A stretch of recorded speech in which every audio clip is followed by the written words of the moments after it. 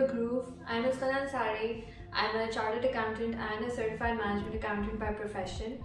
I'm currently working for a Big Four accounting firm here in Canada, and I won't be talking much about my experience. But if you want to take a look at my career highlights, please feel free to check out my LinkedIn profile. Today, I'm going to be sharing more about what is CMA USA. So, I receive a lot of queries on my LinkedIn and even otherwise regarding what exactly CMA USA and what does it entail, its exam structure, and all sorts of questions like that. So today I decided to make a video on it so that we have one place where we have answers to all these important questions. So I hope you like it, and I hope you find it helpful. And I want to state this at the very beginning before I say anything else, that I'm not being sponsored for this. I have not been told to do this, so anything I say is my genuine and honest comment on my experience of CMA USA. What is CMA USA? So CMA stands for Certified Management Accountant, and this certification is being provided by Institute of Management Accountants of USA. For those watching who are already chartered accountants or studying chartered accountancy, or already ACCAs or studying for ACCA, they would probably know the difference between financial accounting and management accounting. But for those who are not aware of the difference, let's break it down for you. So in financial accounting, we are mostly concerned with how to present the financial results of the company for external stakeholders and investors in order to provide a true and fair view of the performance of the company. So when we hear about a company's financials being audited, we're mostly talking about the financial statements that have been prepared from a financial accounting perspective. Management accounting, on the other hand, is geared towards analyzing and reporting the operations of the company internally in order to facilitate better decision making. For example, preparation of budgets for the year or quarterly budgets would fall under management accounting. Similarly, to assess the performance of a specific department on its own for maybe its cost efficiency would also fall under management accounting. To make it even simpler to understand, let's assume that a company has factory overheads of around $200,000. Now, if a financial accountant sees this amount, their questions will mostly include the word what. They'll ask, what does this factory overhead consist of? On the other hand, if a management accountant sees that figure, their questions will also include the word why. Why were the factory overheads $200,000? Should they have been higher because we had higher sales during the period? Should they have been lower because during the year we built in some cost efficiencies and these factory overheads should have been lower? So why are they $200,000? So they will be digging deeper into it and analyzing that data to better facilitate decision making for the future. So how does the certification in management accounting help you? Over here, I like to quote directly from IMA's website. Nearly 75% of financial professionals work in business as management accountants, financial analysts, accounting managers, controllers, and chief financial officers, just to list a few. Management accounting professionals can influence the decision-making process and business strategy, making a real impact on the future of their organizations. Every company in today's time needs financial analysts in order to dig deeper into the data that they collect and derive meaningful insights from it in order to help decision making, and management accountants can actually do that. So when did I get my CMA certification? That is a question that is often asked from me. I was a CA student when I got it, and it is not a secret that CA in itself can be very overwhelming, and to add another certification to it while you're studying for CA is kind of a difficult task to achieve.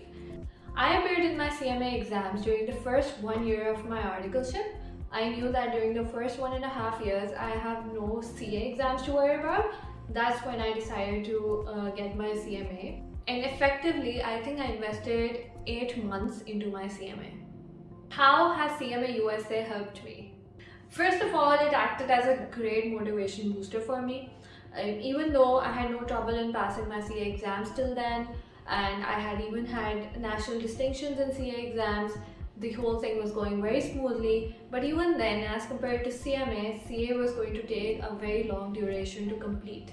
So I wanted something in hand as soon as I could, and CMA was one certification for which I could study, and as long as I put in the required number of hours of study and I passed my exams, I could have the certification in my hand. So once I was done with my CMA, I knew that I already have a certification in my hand. I was not entirely relying on my CA. So I was happy to have that backup option for me. Being a member of IMA also opened amazing opportunities for me.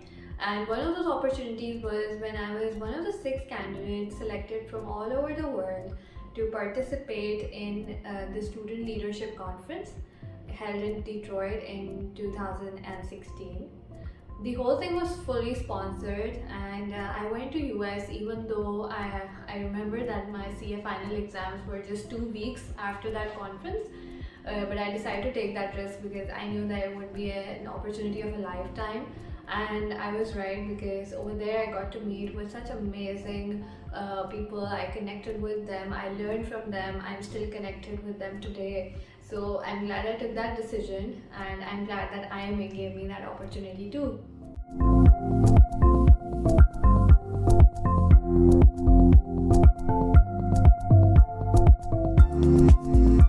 The second opportunity was when IMA invited applications from IMA members all across the world to apply for Young Professionals Leadership Experience Program. As a part of this program, selected candidates would be fully sponsored to attend the meetings of the Global Board of Directors that year. Obviously, I applied for this opportunity. Why wouldn't I have? Because it sounded like such an amazing opportunity, and I was fortunately one of the 6 candidates who were selected for it. This time I went to San Antonio in Texas, and I particularly valued this experience because I was not a passive part of the meetings of the Global Board of Directors. We were actually encouraged to be an active part of the discussions. On the other hand, I was also able to see how they think, what they base their decisions on, how do you actually strategically think about running an institute like that. It was such an amazing experience to be on the inside of it all, and it also helped me see myself as a future leader. And once again, I was able to form some long-lasting connections even with my fellow young professionals, and whoever I connected with, I am mostly in touch with even today, and I still learn from them.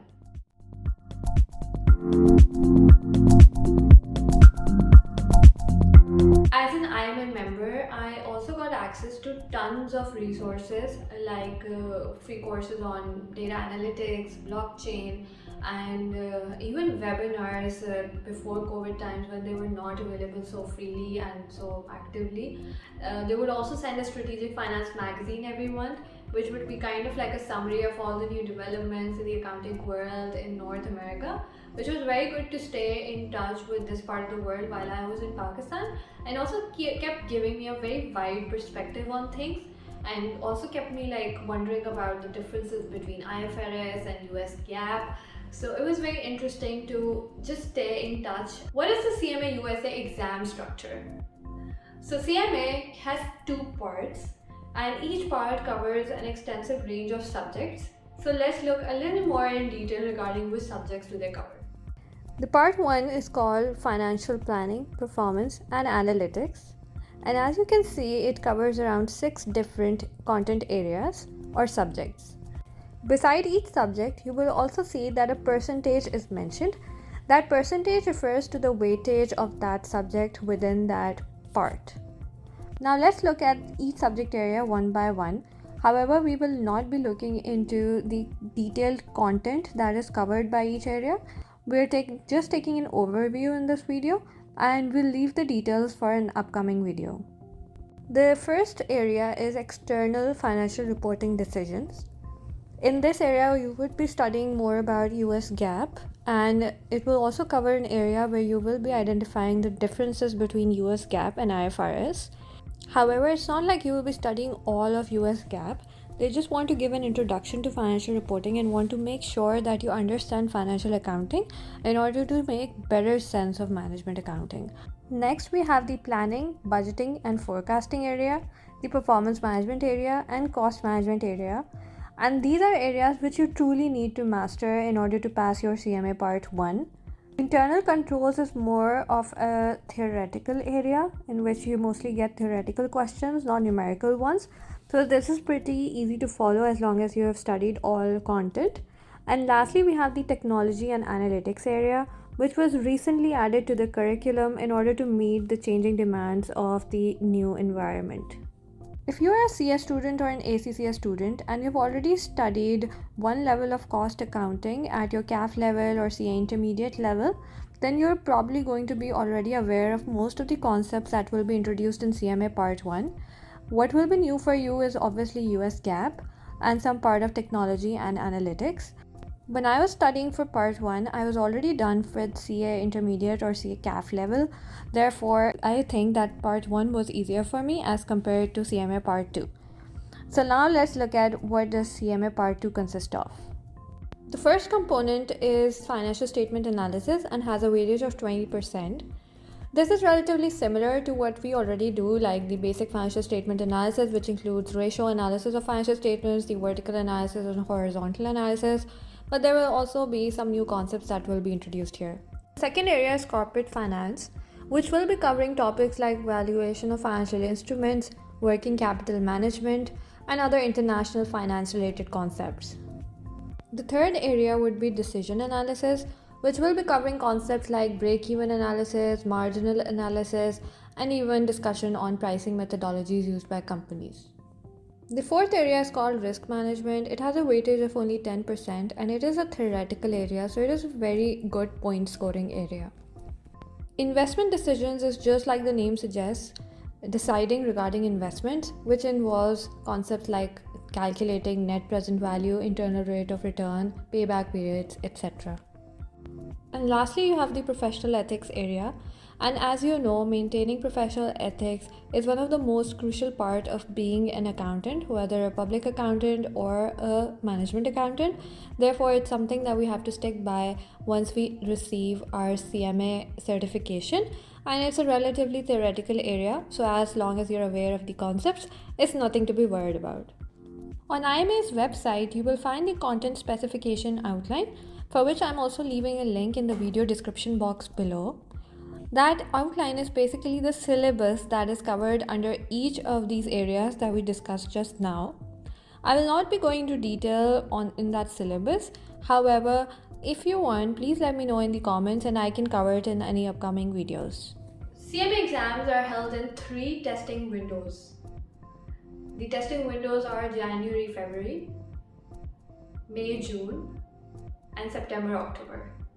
You have a choice to appear in both parts in either one testing window, or you can also choose to appear in one testing window and the other in another testing window.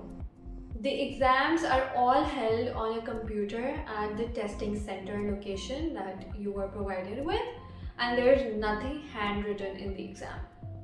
And lastly, they allow a total period of 3 years to complete your exams.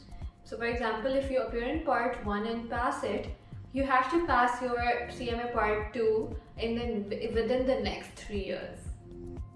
Are you eligible for CMA? I think that's a question that you have been wondering about since the start of the video, so let's summarize that. In order to obtain your CMA certificate, you need to satisfy the education qualification requirement within 7 years of passing your CMA exams, which means that you don't need to have these qualifications at the time of writing your exams, but you need to make sure that you will have these qualifications within the next 7 years. Now, what are those qualifications? Number one option is to have a bachelor's degree from an accredited university. So IMA on its website has given a link, which I am leaving in the video description below, to check whether your university from where you received your bachelor's is on that list of accredited universities. If it is already on that list of accredited universities, then yay, you don't need to do anything else. You, at the time of achieving your CMA certificate, you will just need to send in your documents. On the other hand, if it is not on that list that I provided the link for below, then IMA says that you'll have to get your degree evaluated from one of those evaluating agencies. And I've also left a link for that in the video description box below, so make sure to check that out. However, from what I saw, I think that most of the universities are already covered in that list of accredited universities, as long as those universities have a good reputation. I had a bachelor's from the University of the Punjab, and I was able to submit a notarized copy of my degree in order to achieve my CMA certificate. The second way that you can satisfy your educational qualification requirement is to have a professional certification. Even for that, IMA has given a list of professional certifications that it accepts as an education requirement. And I think it comprehensively covers everything from ACCA to ICAW to ICAP CA to ICAI CA. So I don't think there's anything to worry about even there. But just in case, if you want to check whichever qualification you're doing and hope to achieve within 7 years of preparing in your exams, then I've left a link in the video description box below. Now that you have seen the education qualification requirement, it would have become clear to you that CMA is not intended to be a standalone certification. It is intended to be an add-on to your bachelor's degree, no matter which field that was in, or to your professional certification like CA or ACCA or other chartered accountancy qualifications. The second thing that you need to be eligible to receive your CMA certificate is the experience qualification requirement. Just like for CA, ACCA, ICAW, we need to submit a training experience in order to receive our designation, right? Similarly, for CMA, you need to submit some relevant experience, relevant work experience, through which they can satisfy the experience requirement and give you the CMA designation. This experience requirement can also be fulfilled within 7 years of passing your CMA exams. So it's like the time window is really long and very flexible, so I think that it's not that difficult to achieve. If you're wondering whether your current experience or your past experience will fulfill the experience qualification requirement for CMA, then wait for the next video in which we will be digging more into detail about what kinds of experience can get you your CMA designation. And the third thing that you really need to do in order to receive your CMA designation is obviously pass your exams. Now, what is a stepwise process to receive your CMA designation? Step 1, become an IMA member. Step 2, pay your CMA entrance fee, your registration fee for the exams, etc. Step 3, appear and pass your exams. And step 4, submit your education and your professional experience qualification requirement in order to finally receive that certificate in your hand. In the next video, we will dig deeper into the registration process, the exam fee, the registration fee, etc. We'll also look deeper into the subjects that we study for CMA and how we study for them, and any other questions that you will be asking me after this video. So stay tuned for the next one. I hope this was helpful to introduce you to what CMA USA is and how it can benefit you. I have also left links to important resources in the video description box below in order to help you further understand CMA requirements, etc. So make sure to check them out, and if you don't understand anything, feel free to drop questions in the comments. If even for a second you felt that you're more informed after watching this video, then make sure to subscribe to my channel, because that will keep me motivated to keep coming back to give you more information from my own experience. I also post day-to-day updates and other fun stuff on my Instagram and Facebook. So in case you're not already following me there, make sure to check those pages out, and I hope you like them too. That's it for today. I'll be looking forward to your questions and see you next time. Bye bye.